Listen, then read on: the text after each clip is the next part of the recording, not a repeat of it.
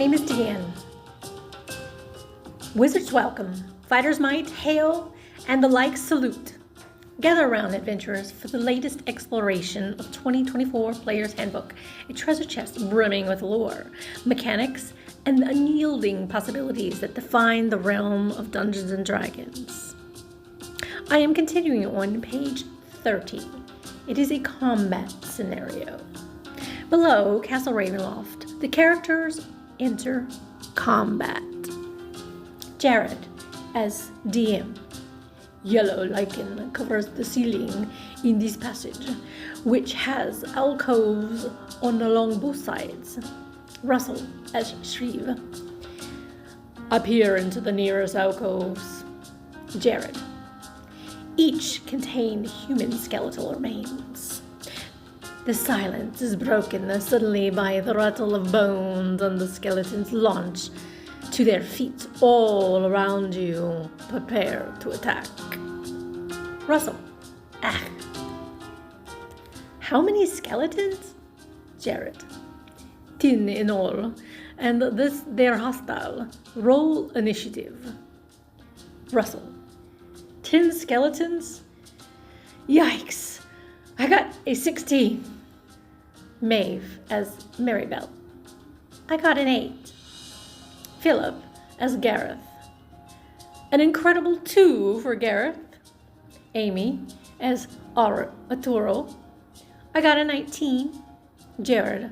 The rogue is quick to react, but not as quick as the skeletons. They got a 20. The first 4 attacks the person in the lead, Shreve. Russell. Oh boy. Jared. Their attack rolls are 8, 16, 8, and 20. Russell. The 8 and 16 miss. My AC, but both others hit. Jared.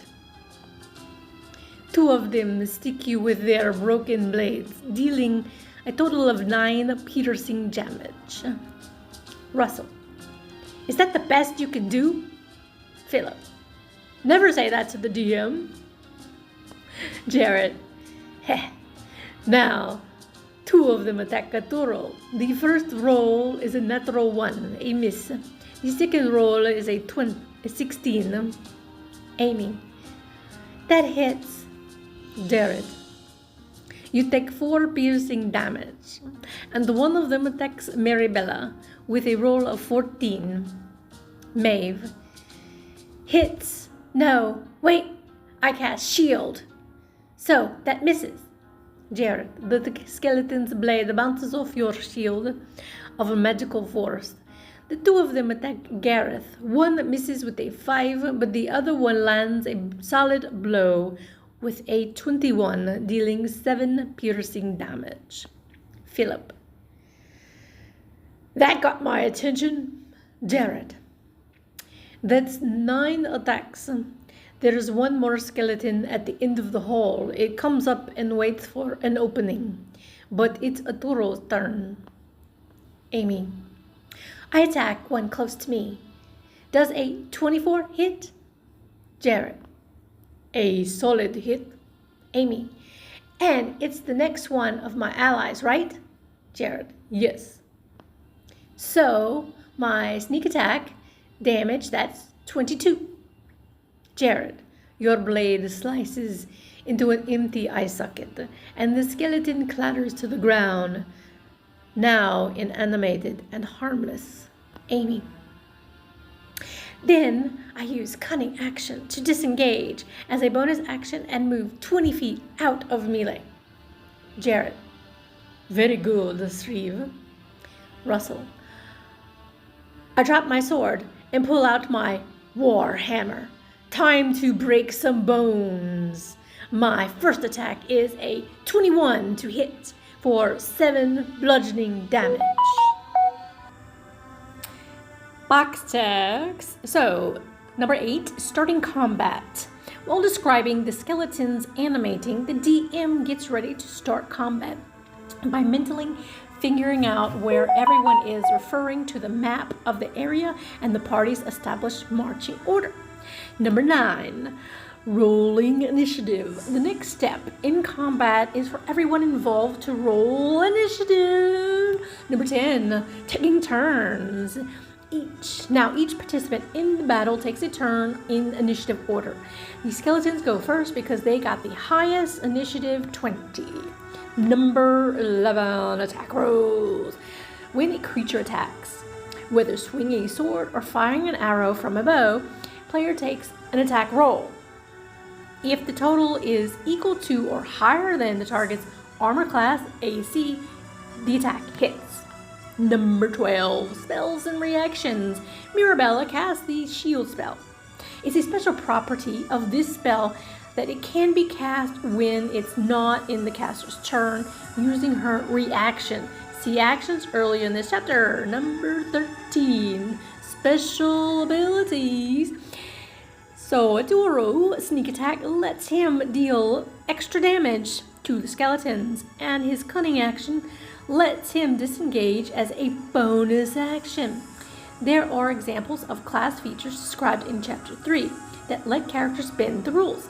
Vulnerability, number 14. An attack that deals bludgeoning damage is deadlier to skeletons. She knows this from past experience, which is why she drops her sword and switches to a bludgeoning weapon. She rolls 7 damage, but the DM knows that the skeleton actually takes 14. Jared. It tries to block your swing, but the force of your blow destroys the skeleton. Russell. I swing at the skeleton with 11 to hit. Jared. The skeleton dodges out of the way. Russell. Rats. That's my turn. Jared. Maribella. Maeve says, how many can I get in a 15-foot cube? Jared. There is 3 if you don't want to get 3 too. Maeve. That's probably best. I can use Thunder Wave at those 3 using a level 2 spell slot. So there's a loud boom and a wave of thunderous force that sweeps over the skeletons. They need to make a DC 15 Constitution save. Jared. They all fail. Maeve. Because I use level 2 slot. That's thunder damage, and they're all pushed back 10 feet. Jared says, they're pushed back and shattered. Maeve. Excellent. 4 down, 6 to go. Jared. And it's Gather's turn at last. Philip. How many of them within 30 feet of me? Jared. All 6. Philip. I hold up my holy symbol and ask Pelor, the holy sun, to sear these skeletons. They need to make DC 15 wisdom save. Jared rolling. Oh, those are not good numbers. None of them got close. Philip. Then each takes 18 radiant damage, and Jared interrupts. Never mind the end. Pelor does indeed smite these skeletons. They are silhouetted for a moment in a burst of brilliant light. Then they vanish, leaving only their broken swords behind. Box text number 15, areas of effect. Spells and effects in the game fill a specific area that is defined by the rules, like 15-foot cube of the Thunder Wave spell. See the rules glossary for more on area effects. Number 16, saving throws. The skeletons make Constitution saving throws to resist the Thunder Wave spell. When they fail those saves, they take the damage and are pushed back as defined in the spell's description. Damage and hit points. The skeletons have 13 hit points each, so the spells and attacks in this example deal enough damage to destroy them. If a spell or an attack dealt less than 13 damage, the DM would keep track of the damage each skeleton has taken until it is reduced to 0 hit points and is destroyed. Saving throws. Garrus Seer Undead is a class feature, see Chapter 3, as is Maribella's Thunderwave spell. Seer Undead forces skeletons to make saving throws. That's the end of page 31. Okay, so I know this is only 10 minutes so far, but I'm going to end it here because the next section is character creation. So stay tuned for the next video. We're covering creation. And remember to like, subscribe for more videos. Okay, that's it.